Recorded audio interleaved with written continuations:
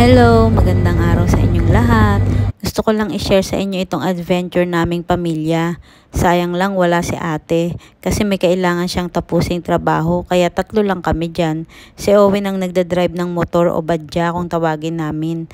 Buti na lang, pinahiram kami ng kapatid kong si Jason. Sa kanya kasi yan. Papunta pala yan sa Daranac Falls. Malapit lang sa amin ang Daranac Falls. 1 oras at mga ilang minuto lang ang biyahe namin mula bahay hanggang doon.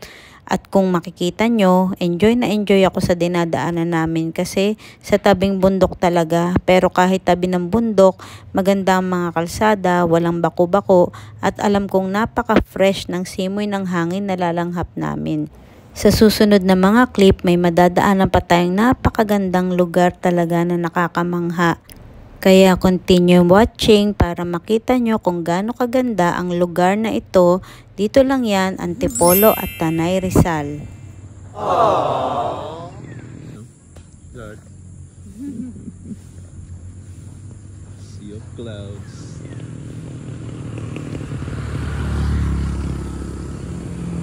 Ito nga yung sinasabi ko sa inyo na napakagandang lugar. May nadaanan kaming Sea of Clouds kaya talagang huminto kami para pagmasdan mabuti at nakakamangha talaga. Hindi ko akalain na may ganyan palang kagandang tanawin dito sa lugar namin.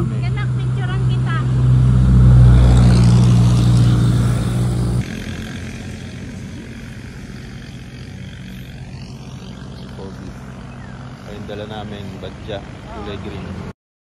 Hindi talaga namin mapigilang mag-picture at mag-video. Kita nyo naman, mahaba yung daanan na yan na makikita mo talaga yung Sea of Clouds. Kahit sa kabilang side, may makikita ka ring Sea of Clouds. Kaya talaga namang nakakamangha at nakaka-refresh talaga habang bumabiyahe ka pa lang. At ito na nga, nakarating na kami sa Daranac Falls. Mabait at madaling kausap ang mga staff dito. Talo po sa Tanay, tara na.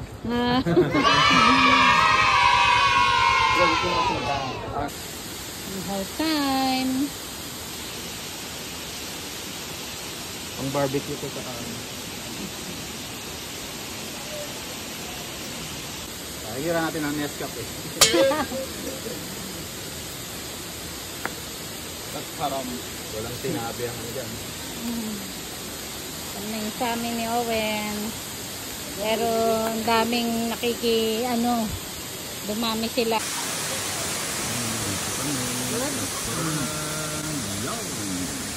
First bite.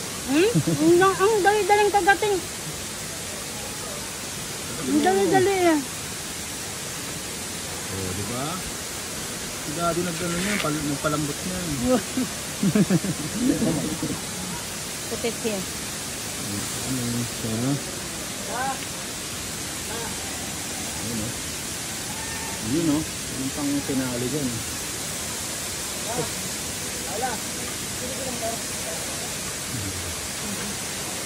God, pais na pawis.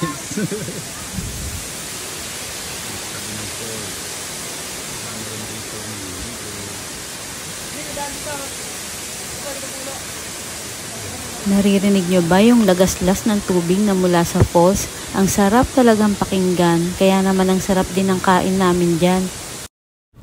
Ganito pala yung table na narentahan namin. 250 pesos lang ang renta namin dyan at mas malapit pa kami sa falls. O diba, murang-mura na at ang ganda pa ng matatanaw mo dahil nasa harapan ka lang mismo ng falls. Punta kami ngayon sa Blue Lagoon. Meron daw dito yung Blue Lagoon. Bukod dyan sa falls na yun. Yung kami naka-check gamit namin. Iwan mo lang. Mukha naman safe naman dito. Marami?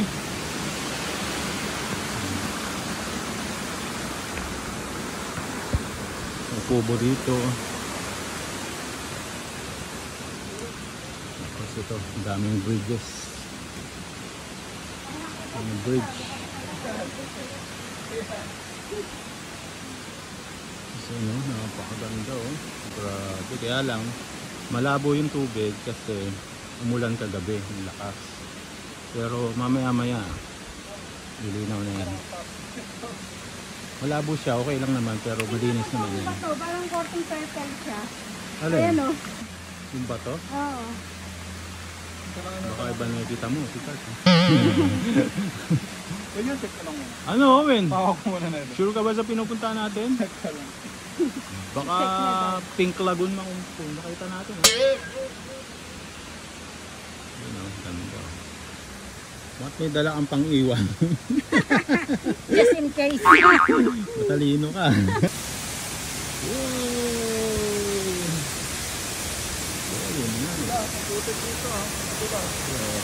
Meron ka pala. Wala na, Arby. Ito lang ako naman. Grabe. Naka-video ko eh.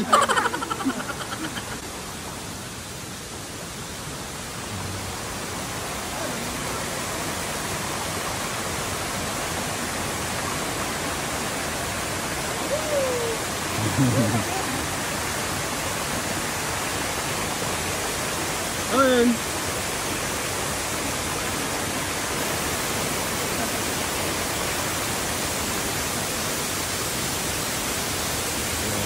At iyan na nga, pagkatapos namin kumain, nagpunta agad kami sa Blue Lagoon. Bukod kasi sa falls, meron pang Blue Lagoon dyan. Kaya syempre, hindi namin palalagpasin ang mapuntahan yun. Kaya kahit medyo challenging ang pagpunta doon, sige lang, sayang naman kung di natin makikita. After ng medyo may kahabaan at may kataasan na lalakarin, nakarating nga kami dyan sa Blue Lagoon. At may nauna na nga sa amin, may naabutan kami na 7 kabataan na nag-e-enjoy sa pagsuswimming nila dyan. Yan na si Owen. Kailangan kasi nakapasok sa ano pa. Ah, meron doon. Tumalog pala siya doon.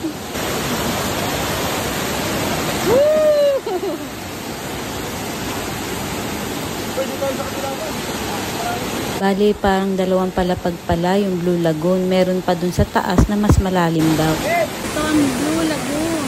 Doon ako, galing ako doon. Nakita ko dyan. Ayan yung anak ko. Mas malalim daw to. Ang pagdagawa ni Owen doon. Owen, mag-ingat ha. Kasama kami mga kabataan.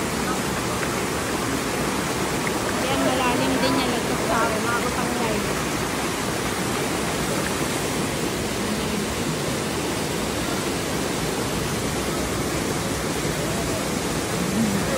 Ang hinamon. Ang hinamon.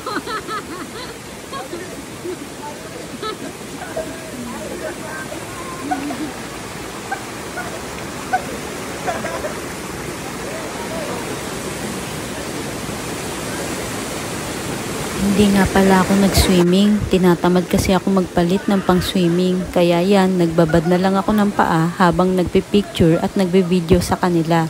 Pero nag-enjoy naman ako dyan kahit hindi ako nag-swimming kasi napapalibutan naman ako ng nature.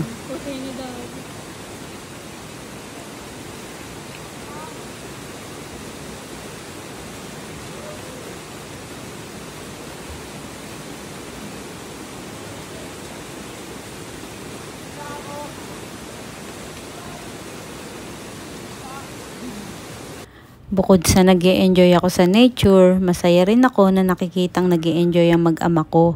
Kaya iyan, hinahayaan ko lang silang umakyat, tumalon at lumangoy. Wala silang kapaguran, kaya naman sinipon si Owen. Malamig kasi ang tubig, sobrang refreshing, kaya hindi nila iniisip na pwede silang sipunin. Mga bandang 12:30 ng tanghali, niyaya ko na silang umuwi. Pero parang wala silang naririnig, sige pa rin ang langoy nila. Dinededma lang talaga ako. Kita nyo naman, parang walang indikasyon na uuwi sila. Pati yung mga kabataan na mas nauna pa sa amin dyan, parang ayaw pa rin magsiahon.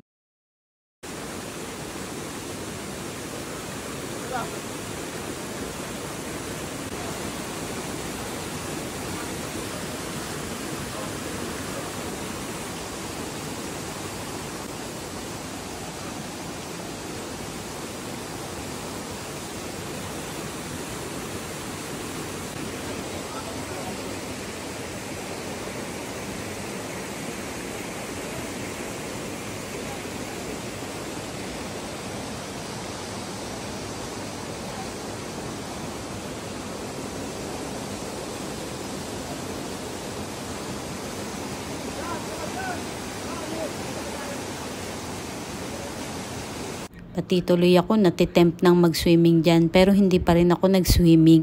Tinatamad kasi talaga akong magpalit ng damit dahil medyo malayo yung CR na pagpapalitan ng damit. Kaya yan, sinamantala ko na lang mag-picture-picture habang hinihintay silang magsawa.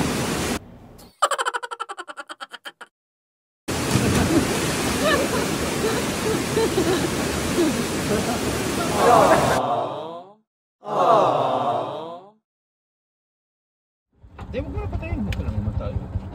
Maya, may tumalong bigla. At habang bumabiyahe nga kami pa uwi, may nakita kaming mga tindahan na katulad nito. Mga tolda siya na nagtitinda sila ng mga iba't ibang kakanin, mga suman, halaya, at kung ano-ano pa. Kaya naman naisipan naming tumabi at tignan kung ano yung mga tinitinda nila. At ayan nga, bumili ako. At para naman kahit papano, may kitain yung vendor na yan. Natutuwa nga ako sa kanya kasi mukhang bata pa siya at hindi siya nahihiyang magtinda. At masarap naman talaga yung mga nabili naming suman at ube halaya at yung iba pa naming nabili. Ito may yema. Magkano naman dito? 10 po isa. Isang piraso ito? Sige, kuha tayong dalawa.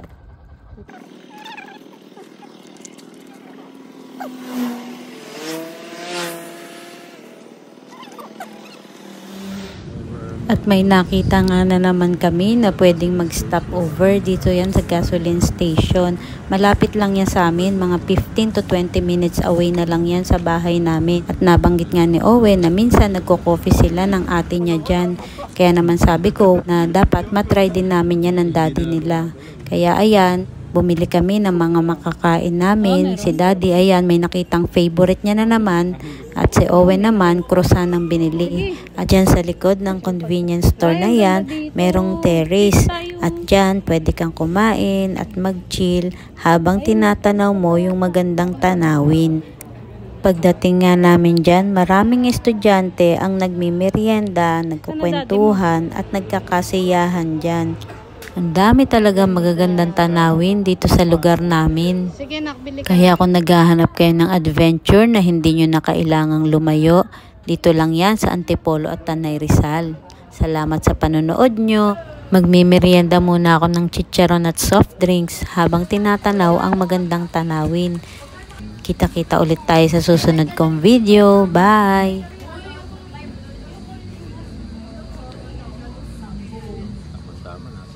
Parang kumain ka.